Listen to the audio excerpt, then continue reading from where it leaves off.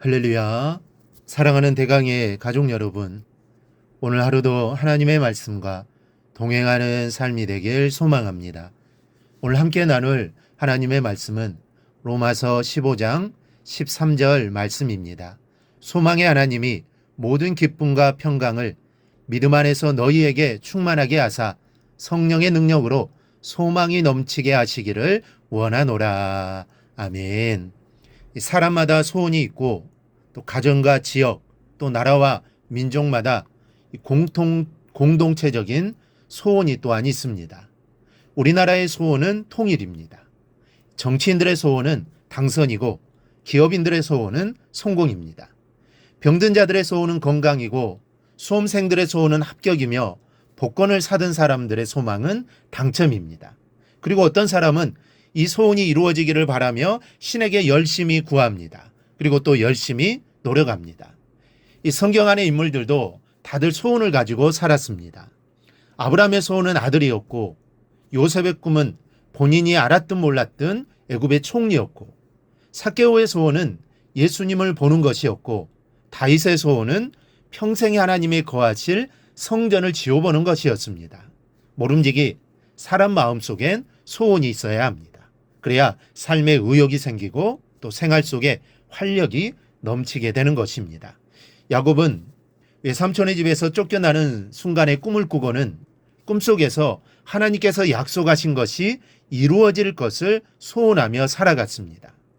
외삼촌 라반의 싹을 주지도 않고 부려먹었지만 그 긴 세월을 무료 봉사하면서 잘 견뎌냈습니다.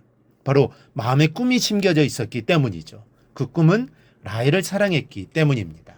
그렇기 때문에 외삼촌이 자기를 속여 신부를 바꿔치기 했어도 조금도 변함이 없이 마음에 있는 신부를 얻기 위하여 7년을 더 일할 수 있었던 것입니다. 그런데 꿈을 갖는 것보다 더 중요한 것은 그 소망이 이루어지느냐, 이루어지지 못하느냐입니다. 누구나 꿈을 가질 수 있습니다. 그러나 누구나 꿈을 이룰 수 있는 것은 아닙니다. 사람마다 마음에 소망하는 것이 있지만 소망하는 것마다 뜻대로 되는 것은 아닙니다. 오늘 본문은 하나님을 소망의 하나님이라고 합니다. 이 말은 소망은 사람의 것이 아니라 하나님의 것이라는 사실을 우리에게 일러주고 있습니다. 소망을 이루게 하시는 고난이 하나님께만 있다는 사실입니다. 내 마음대로 꿈을 품고 소망한다고 해서 그것이 내 것이 될 수는 없는 것입니다. 그 꿈을 이루시는 분은 오직 하나님이십니다. 사랑하는 여러분, 소망 중에는 내가 만들어 품는 소망이 있고 하나님께서 심어주시는 소망이 있습니다. 하나님께 주시는 소망을 품으십시오. 그 소망만이 생명이 깃들어 있습니다. 이 겉보기에 똑같은 계란도 유정란이 있고 무정란이 있습니다. 어느 것이든 품을 수는 있습니다. 품는 것은 자유입니다. 그러나 그 결과의 차이는 엄청나지 않습니까? 유정란은 때가 되면 생명이 잉태하여 나오는 기적을 볼 수 있지만 무정란은 그 속에서 골아 썩어져 버립니다. 여러분은 썩는 소망을 품으시겠습니까? 아니면 사는 소망을 품으시겠습니까? 하나님께 소망을 구하십시오.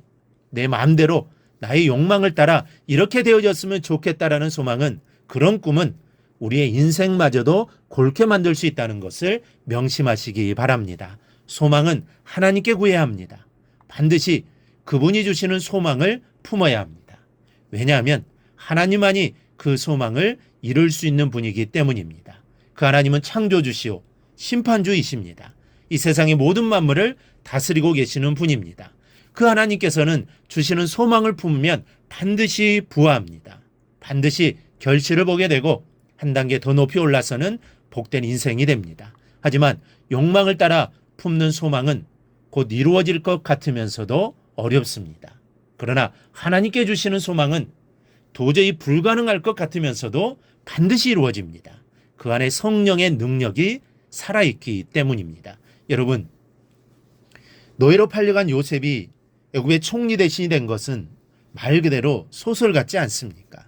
그만큼 극적인 인생이 어디에 있습니까? 보디발의 집으로 팔려가고 그 아내에게 누명을 뒤집어 쓰고 옥에 갇혀 억울하게 옥살이를 합니다.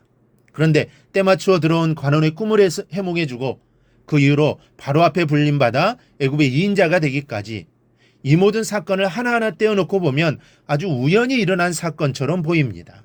하지만 이 사건의 연속을 높은 곳에서 통찰해 보면 한치의 오차도 없이 맞물려 움직이는 톱니바퀴처럼 정교한 하나님의 역사임을 알 수 있습니다. 하나님의 역사하심이 아니면 설명할 수가 없습니다. 그리고 그 역사 속에는 하나님의 역사를 그대로 이루시는 성령의 역사하시는 능력이 인생의 수면 위에 운행하고 계심도 알 수 있습니다. 본문은 이 부분을 이렇게 말씀합니다.